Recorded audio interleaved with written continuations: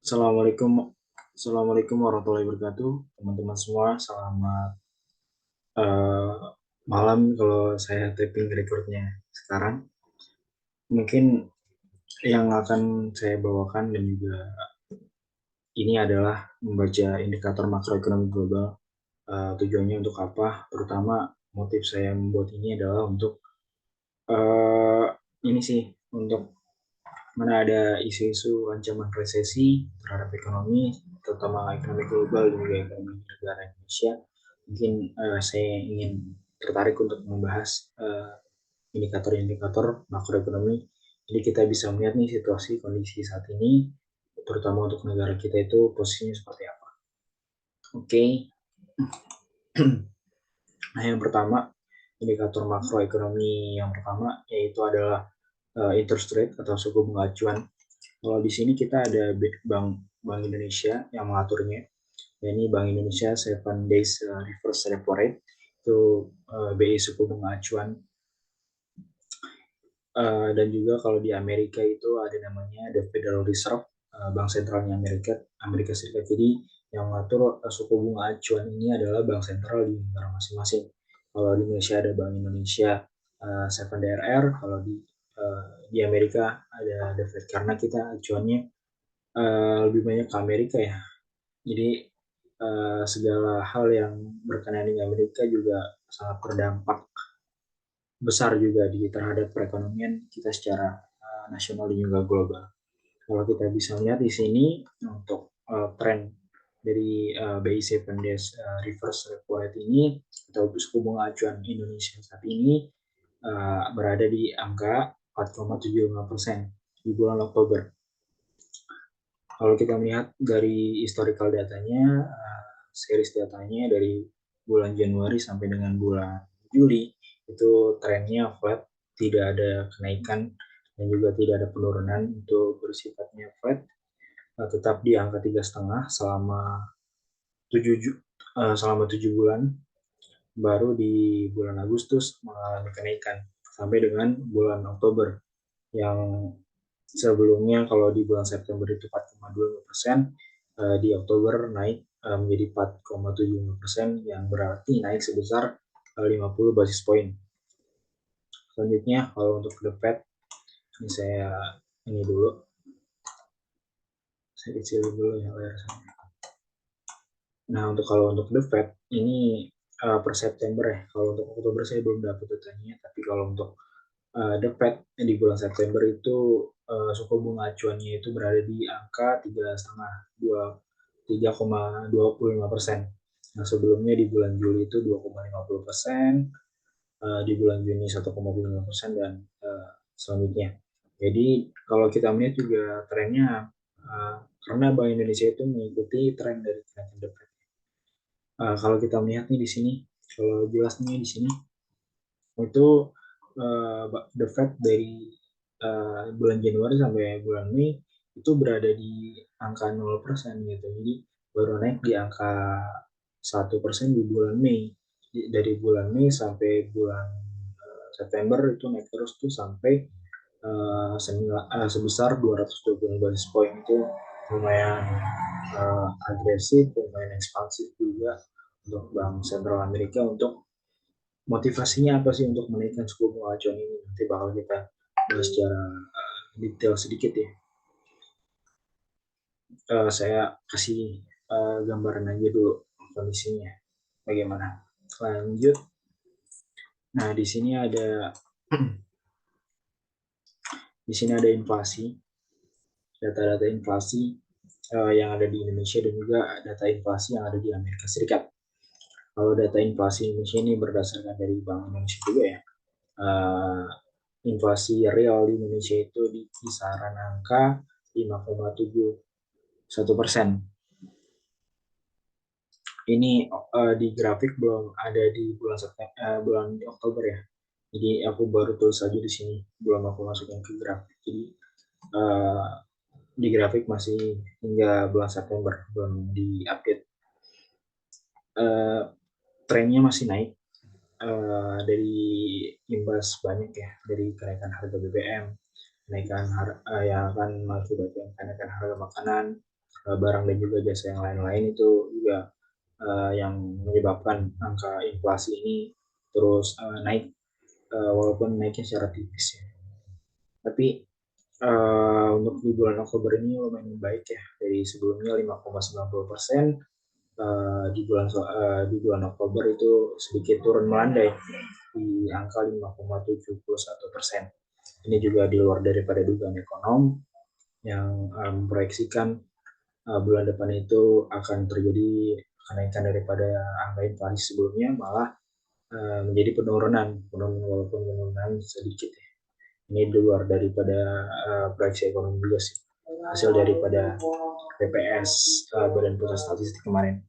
Nah selanjutnya kalau untuk Amerika Serikat, yakni US, di bulan September mereka ada di angka 8,2%, yang menurun juga ya. Di sebelumnya itu di bulan Agustus di angka 8,3%, turun 0,1%, sedikit melandai juga. Trennya hampir sama ini antara Indonesia dan Amerika. Ini disebabkan juga krisis energi ya yang melanda, yang menyebabkan uh, harga listrik, harga gas, harga makanan juga melonjak tinggi, itu yang jadi masalah juga di Amerika Serikat, yang menyebabkan angka inflasinya cukup tinggi nih dari 10 tahun atau 20 tahun terakhir belakangan ini. Amerika mencapai yang tertinggi, dan juga di negara-negara seperti Amerika, Inggris, Jerman segala macam juga sedang mengalami tren yang sama ya, inflasi yang cukup tinggi besar juga, sama di negara Eropa yang lain. Lalu ada kaitannya juga nih antara dengan inflasi dan juga suku bunga acuan atau interest rate yang tadi. Jadi interest rate yang tadi itu bisa dibilang sebagai senjata juga sih, sebagai senjata untuk mengatasi daripada ini inflasi. Jadi inflasi yang tinggi, the Fed-nya itu ngupayain buat naikin suku bunga acuan untuk apa? Untuk menekan daripada jumlah likuiditas uang yang beredar di Amerika Serikat, yang mana kebanyakan nanti para investor atau yang orang-orang yang memiliki uang berlebih lebih terdorong untuk melakukan penyimpanan daripada melakukan pinjaman gitu. Jadi bisa menekan angka inflasi juga lah dengan persebaran uang yang satu dan juga yang dua. Jadi begitu untuk motivasi daripada kenaikan suku bunga The Fed secara agresif itu ya.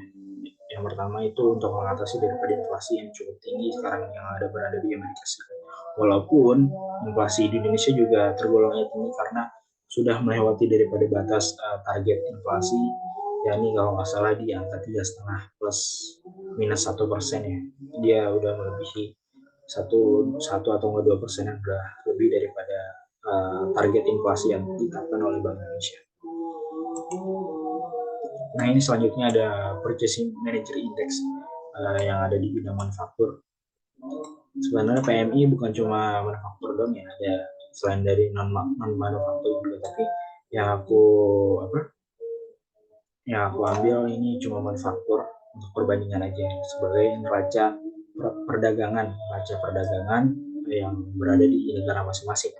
Kalau kita bisa melihat di Indonesia ini, kita juga bisa melihat ya daripada penerimaan negara yang surplus dan neraca perdagangannya itu juga sangat baik sekali, ditandakan di bulan ini nih, bulan Juli, Agustus, bulan September ada di angka 53,7 poin, yang sebelumnya berada di bulan Agustus di 51,7 poin. Ini hampir sama juga ya dengan posisi di bulan Januari, sama juga poinnya di bulan September dan juga bulan Januari. Kalau untuk US di sedikit di bawah Indonesia nih, karena berbagai gejolak yang ada di Amerika juga menyebabkan daripada transaksi perdagangan dan cara ekspor, impor dan lain-lain itu juga terdampak.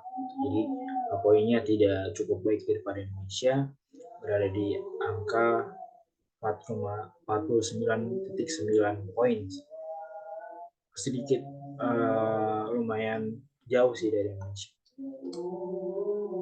Walaupun di bulan awal tahun ya, di Januari, April, kuartal 1 dan 2 itu dia jauh melampaui Indonesia, tapi di kuartal 3 ini mereka cukup kewalahan gitu ya. Oke, next. Selanjutnya ini negara Jepang, Jerman, Cina, India. Kalau kita bisa melihat di sini, Jepang juga masih di bawah Indonesia, Jerman juga masih di bawah Indonesia, Cina pun demikian. Nah, kalau India berbeda nih, dia di atas di Indonesia di 55.1 poin untuk di bulan September. Neraca ini akan berdampak ke neraca perdagangannya, PMI Purchasing Manager Index ini, yang akan berdampak juga ke devisa pemasukan negara untuk surplus perdagangan. Nah, yang selanjutnya di sini ada exchange rate atau nilai tukar.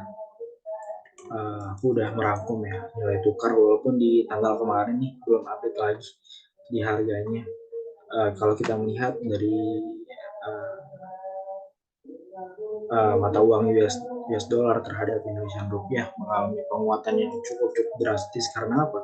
Karena mata uang US dollar ini menguat di berbagai mata uang seluruh dunia melawan mata uang seluruh dunia itu karena adanya kebijakan The Fed itu, kebijakan agresivitas, kebijakan ekspansif yang dilakukan oleh The Fed untuk menaikkan suku bunga acuannya menjadi 225 poin dari bulan Mei, 225 basis poin dari bulan Mei sampai dengan bulan September, yang mengakibatkan para pemilik modal, para investor, para pemilik uang yang banyak gitu ya tergoda dan juga memasukkan uang-uangnya ke dalam negeri pemansam, yang mengakibatkan permintaan terhadap mata uang US dollar itu meningkat, dan juga permintaan terhadap mata uang negara lain yang suku bunganya masih di bawah Amerika Serikat itu tidak begitu menarik lagi. Jadi inilah menyebabkan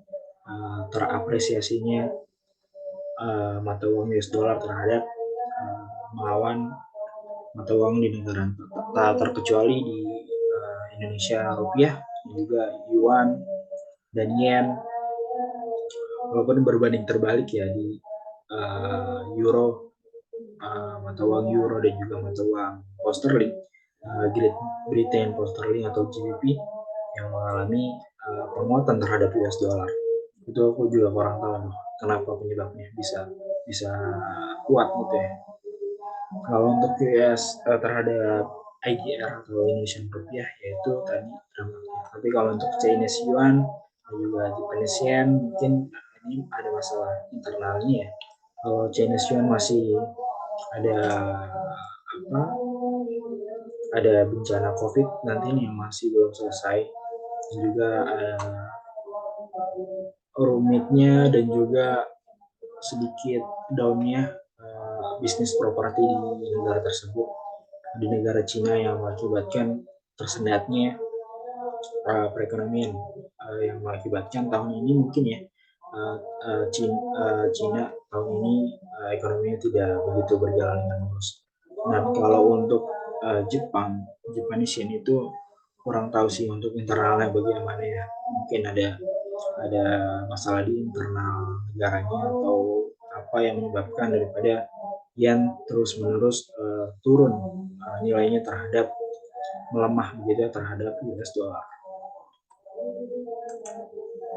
Nah, kalau kita geser lagi, kita bisa melihat nih juga salah satu yang menjadi momok ya dalam tanda kutip ya, ancaman gitu untuk Indonesia, ya ini adalah mining commodities price. Jadi bukan mining aja sih, komoditas andalan, terutama komoditas andalan Indonesia, terutama untuk pangsa ekspor, yang mana Indonesia kalau misal harga komoditas di internasional tinggi, otomatis Indonesia juga mendapatkan durian beruntung atau mendapatkan keberuntungan karena harga yang naik dengan juga jumlah supply yang uh, cukup gitu ya.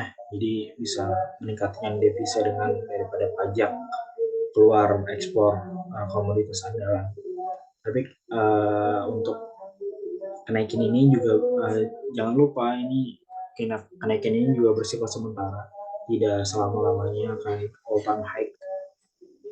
Nah, nanti masanya juga bakal turun ya. Ini tentunya harusnya diantisipasi oleh pelaku usaha dan juga pemerintah ya untuk tidak terlalu heboh lah, atau tidak terlalu senang gitu ya tentang uh, harga komoditas yang sedang naik, yang sewaktu-waktu bisa harganya bisa turun kembali dan juga akan memukul daripada perekonomian Indonesia. Kalau kita melihat di sini ada komoditas natural gas, ada batu bara, ada minyak mentah, ada tembaga. Kalau kita melihat nih sini perkembangan harganya, kalau natural gas sih lumayan ini ya, lumayan masih masih menguntungkan gitu ya, masih berada di moving average. Kalau untuk batu bara ini sedikit cerah ini ya, harganya yang kemarin di per tonnya itu berada di angka 150 dolar per ton, sekarang udah di angka 350 per ton, hingga 50 dolar per ton. Untuk minyak mentah juga demikian, masih dalam moving average yang sedikit masih menguntungkan lah bagi Indonesia yang uh, bisa mengekspor juga ya minyak mentah. Dan juga tembaga demikian, hampir mirip dengan pergerakan di minyak mentah. Selanjutnya ini ada sawit, ada nikel, ada timah, dan juga ada gandum. Nah, ini komoditas andalan ya sebenarnya untuk Indonesia. Pengecualian untuk gandum ini komoditas impor Indonesia yang kita tahu ada gejolak ekonomi, maksud saya gejolak perang ya, gejolak perang yang terjadi di Rusia Ukraina yang masih terjadi, yang menyebabkan tersendatnya supply daripada gandum yang dimiliki oleh Rusia. Yang kita tahu Rusia dan juga Ukraina menjadi salah satu pemproduksi gandum terbesar di dunia, dan Indonesia salah dua terbesar bangsa impornya. Jadi kita cukup bergantung kepada gandum Rusia dan juga gandum Ukraina, yang mana nanti bakal menjadi bahan baku daripada bahan makanan Indonesia seperti mie, roti, dan lain-lain. Itu juga perlu diamati ya, perlu diperhatikan untuk pergerakan harga di inflasi juga nantinya bakal menyebabkan inflasi karena lonjakan daripada harga makanan ini, jika nanti harga gandum akan terkerek naik. Kalau untuk nikel di awal 2022 di bulan Maret atau di bulan April gitu ya, yang sedang heboh-hebohnya Tesla, harganya cukup drastis melonjak naik, tapi di sekarang masih moving average di angka 23.000 per ton. Untuk timah juga demikian, sawit juga demikian, bisa dilihat ya. Jadi sebenarnya bukan di angka-angka ini sih sebenarnya, tapi jadi perhatian untuk kebijakan Indonesia juga, para pelaku usaha tentunya untuk selalu mewanti-wanti apabila nanti harganya turun ya, permintaan turun ya, kemudian harga turun dan lain sebagainya. Dan permintaan turun dengan supply yang banyak menyebabkan harganya menjadi turun. Itu yang perlu dicermati oleh pelaku usaha dan juga pemerintah Indonesia untuk mitigasi lah. Selanjutnya di sini ada papan harga untuk saham Indonesia ini ada di IHSG dan juga di Amerika ada namanya, sebenarnya ada 3 indeks ya, tapi yang aku ambil itu cuma S&P 500, S&P 500. Kalau kita lihat di sini IHSG masih menguat dari bulan sebelumnya di bulan Oktober yang cukup terluka ya di bulan Oktober karena akibat dari gejala-gejala yang lain. Di bulan November lumayan membaik ke angka 7 ribuan, tapi kalau untuk US stock di S&P 500 ini terkoreksi ke tren bearish atau penurunan dari bulan Januari sampai bulan November mengalami tren penurunan. Ini juga disebabkan oleh beberapa hal.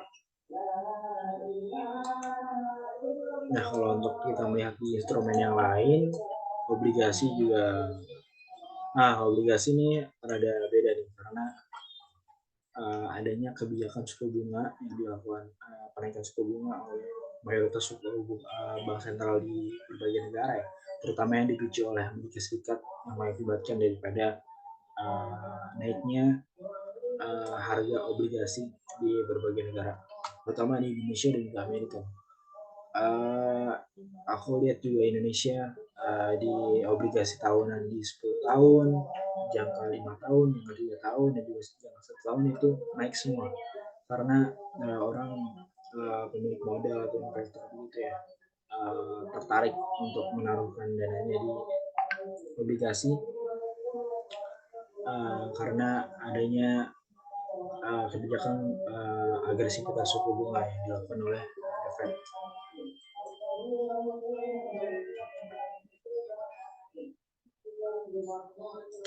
Kalau di sini obligasi 10 tahunan dan juga di obligasi di Amerika yang 10 tahunan juga trennya sama naik. Kalau di Indonesia di angka 7.000, kalau di Amerika berada di angka 4.000. Nah, kalau ini yang tahunan lebih jangka menengah di 5 tahunan, di 3 tahunan, dan di 1 tahun. Sama-sama nih kenaikan juga di berbagai jenis obligasi, sama grafik yang lain cukup bagus juga sebenarnya. Nah, kalau untuk data-data yang lain nih seperti adanya capital outflow, capital inflow. Nah, kalau untuk capital outflow nih ada berita dari Kemenq ya. Ada data dari Kemenq yang mengungkapkan bahwa di bulan September dan juga bulan Oktober tercatat ada sekitar 30 triliun sampai dengan 10 triliun arus dana yang keluar dari Indonesia. Tapi belum lihat juga sih data arus dana yang masuk ke Indonesia di bulan September dan juga bulan Oktober itu berapa. Jadi kita nggak bisa mengambil kesimpulan ya untuk data arus dana yang keluar dan juga arus dana yang masuk itu berapa, kita harus tahu pasti untuk konklusinya. Jadi kalau menurut Ibu Sri Mulyani juga katanya portofolio daripada investor global terhadap obligasi itu juga masih obesitas begitu ya, masih gemuk. Jadi dia masih aman lah, walaupun arus dana yang keluar juga lumayan banyak. Tapi nggak tahu juga nih dana yang masuk infonya itu berapa. Jadi neraca keuangannya nggak tahu berapa. Termasuk juga kepada FDI ya, Foreign Direct Investment. Ada di penurunan permintaan juga.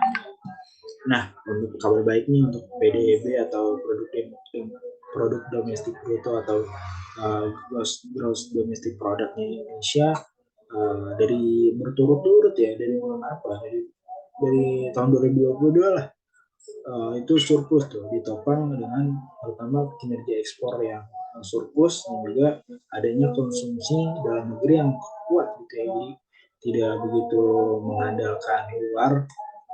Alhamdulillah konsumsi dalam negeri, konsumsi domestik kita masih kuat dan juga masih bisa menopang untuk daripada GDP kita, untuk ekonomi kita juga. Nah, karena adanya dan juga pemboikotan produk Rusia oleh Europe Union, oleh Amerika Serikat, oleh Inggris juga, karena Inggris sudah bukan bagian daripada Eropa lagi. Itu memboikot produk Rusia, apakah kita bisa mengambil kesempatan ekspor produk tersebut? Tentu harus dicermati daripada kepentingan politik internasional juga ya. Jadi kita nggak bisa, maksudnya belum ngegabah buat ngambil kesempatan bisnis tersebut walaupun itu menguntungkan, tapi kita harus melihat daripada posisi politik internasional, hubungan kita juga dengan Indonesia dengan Ukraina, Indonesia dengan Amerika, Indonesia dengan Eropa dan lain sebagainya, yang mana nantinya kita bakal jadi host G20 ya, yang akan digelar sebentar lagi di Bali.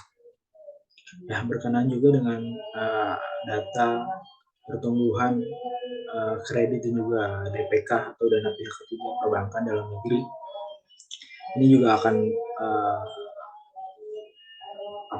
terdampak ya karena adanya kenaikan suku bunga tadi yang dilakukan oleh Bank Indonesia di Fed, mengakibatkan nantinya penurunan daripada kredit konsumsi maupun kredit investasi, kredit kerja yang dilakukan oleh masyarakat. Karena kalau gini aja deh, kalau misal suku bunga acuan tinggi, orang-orang pada takut untuk ambil pinjaman atau kredit gitu ya, karena suku bunganya ditetapkan itu tinggi, yang ditetapkan oleh bank sentral. Jadi otomatis nanti pertumbuhan kreditnya juga bakal bisa diproyeksikan menurun gitu ya, karena kalau kita metodologisnya begitu. Nah, kalau untuk DPK atau dana pihak ketiga di simpanan, di giro, di saving rekening begitu, di simpanan lah pokoknya, itu juga nantinya diproyeksikan bakal meningkat karena ada suku bunga yang naik. Otomatis kan orang-orang yang memiliki dana yang berlebih gitu ya tertarik untuk menaruh dananya di deposito segala macam untuk mendapatkan return daripada suku bunga yang sedang tinggi. Ini juga nanti akan kita bisa lihat nih dari bank-bank umum atau ya bank-bank umum terutama di Indonesia dalam negeri, rasio NPL-nya, rasio LDR-nya, NIM-nya, KAR-nya, ini rasio apa sih sebenarnya? Ini rasio non performing loan NPL itu, jadi kredit macet lah. Kredit macetnya itu berapa? Karena kalau misal suku bunganya tinggi pasti nanti bakal meningkat itu rasio kredit macetnya. Kalau untuk LDR itu loan to deposit ratio, jadi pinjaman dengan kapasitas pinjaman dengan juga kapasitas simpanan itu gimana ya dalam internal bank sendiri. Kalau NIM ini net interest margin, jadi apa ya, profit bersih dari dari suku bunga pinjaman dan juga dikurangi dengan suku bunga simpanan, itu yang bakal menjadi profit bersih daripada bank itu sendiri. Kalau CAR ini capital adequacy ratio, untuk jelasnya saya lupa juga untuk CAR ini, tapi yang ketiga ini saya jelaskan. Nah, kondisi internal Inggris juga kemarin ada sedikit gejolak ya, mundurnya PM Boris Johnson, sekarang juga dimundur oleh parlemennya juga ikut mundur juga, walaupun sekarang ada PM baru ya, di Perdana Menteri baru di Inggris, keturunan India juga, pertama kalinya keturunan Asia, yang bernama Rishi Sunak, yang bisa menjadi kembalikan mosi kepercayaan lah di parlemen Inggris, yang juga akan memperbaiki daripada tata kelola ekonomi Inggris dan Britain Raya. Nah, ini berkenaan dengan data pertumbuhan kredit Indonesia. Kalau kita lihat grafik sih masih positif ya. pertumbuhan kredit Indonesia tuh ada di angka 11% untuk di bulan Juli, Agustus, September. Di bulan September itu masih plus gitu ya, masih naik di angka 11%. Itu juga cukup baik juga, berarti kinerja kredit kita, pertumbuhan kredit kita. Jadi masyarakat nggak begitu takut lah untuk mengambil pinjaman kredit, walaupun suku bunga yang ditetapkan itu lebih tinggi dari biasanya. Di sini ada lengkap ya di website trading ekonomi itu, lengkap banget. Ada suku bunga, uang beredar kita M1-nya juga ada di sekian, M0-nya sekian, M2-nya sekian, cadangan devizanya sekian, segala macam. Kalian kalau itu bisa lihat di websitenya Trading Economics sih. Kalian bisa analisa di situ, kalian bisa lihat data data indikator untuk menilai daripada kinerja ekonomi tiap negara di seluruh dunia. Nah, di sini juga ditambahkan indikator ekonomi rakyat Indonesia. Ini cuma ringkasan aja, belum ada belum detail tentang PDB, tentang tenaga kerja, tentang harga, tentang kesehatan, uang, perdagangan segala macam itu dirangkum habis-habisan di website Trading Economics. Aku merekomendasikan kalian untuk buka trading ekonomi bagi kalian, terutama mahasiswa ekonomi ataupun orang-orang yang mahasiswa yang tertarik untuk belajar ekonomi. Nah, sini terdapat banyak banget indikator-indikator ekonomi yang belum aku taruh di sini atau sebutkan. Kalian bisa lihat ada angka keyakinan konsumen di situ, ada nilai utang pemerintah dengan PDB, ada APBN segala macam terhadap PDB. Terus juga ada tingkat unemployment rate atau tingkat pengangguran juga ada di situ, segala macam. Penjualan eceran apa nih, segala macam, pokoknya lengkap deh di situ, kalian bisa buka aja. Jadi mungkin kalau untuk komentar saya terhadap isu ekonomi yang ekonomi bakal gelap di tahun di window dressing di tahun depan, di outlook 2023 ini mungkin resesi bisa saja terjadi, tapi kalau kita melihat di posisi negara Indonesia ini masih relatif aman, kita masih bisa bernafas, kita masih bisa setidaknya masih tidur nyenyak gitu ya kalau untuk negara Indonesia. Kalau untuk negara lain mungkin tidurnya udah lumayan kacau ya, lumayan nggak nyenyak, tapi itu juga bisa menjadi dampak juga terhadap perekonomian Indonesia, karena ekonomi Indonesia juga bergantung juga, tidak sepenuhnya bergantung pada domestik, tapi juga bergantung pada internasional gitu. Jadi mungkin kalau untuk resesi sebenarnya jangan terlalu ditakutin dan juga jangan terlalu dioptimisin, di setengah-setengah aja, jadi moderat aja. Kalau misalnya terlalu serius, terlalu takut gitu ya, nantinya bakal mengefek kepada tingkat kecemasan konsumen yang mengakibatkan nantinya bisa terjadi resesi beneran gitu. Jadi orang-orang pada nggak mau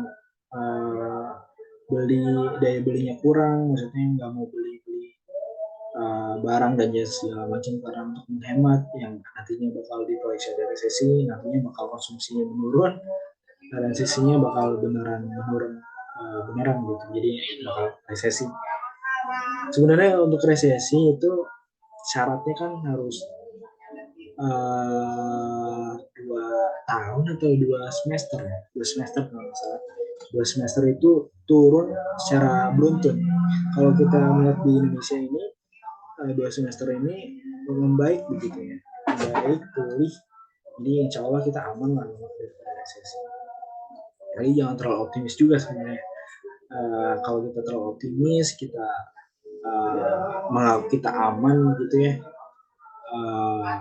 kalau misalnya beneran terjadi resesi, terjadi di Amerika, terjadi di Eropa, di Inggris segala macam, itu juga nanti bakal kena dampaknya juga. Jadi kita jangan terlalu terlena, kita harus siapkan mitigasi, kita harus siapkan antisipasi untuk the worst case atau uh, uh, apa hal-hal buruk yang nantinya bisa aja terjadi. Paling kalau hasil ulasan aku sih untuk uh, ini paling sampai itu aja. Kalau mungkin kalau dari teman-teman itu tertarik banget untuk mendalami daripada indikator secara makro maupun secara mikro, mungkin bisa aja ngedapetin datanya dari website trading kita juga bisa, kalian bisa analisis. Mungkin itu aja sampai di sini untuk pertemuan video kali ini. Wabillahi taufiq wal hidayah. Wa muwafiq tarik. Saya mau bilang Assalamualaikum warahmatullahi wabarakatuh. Terima kasih teman-teman semua dan juga para penonton.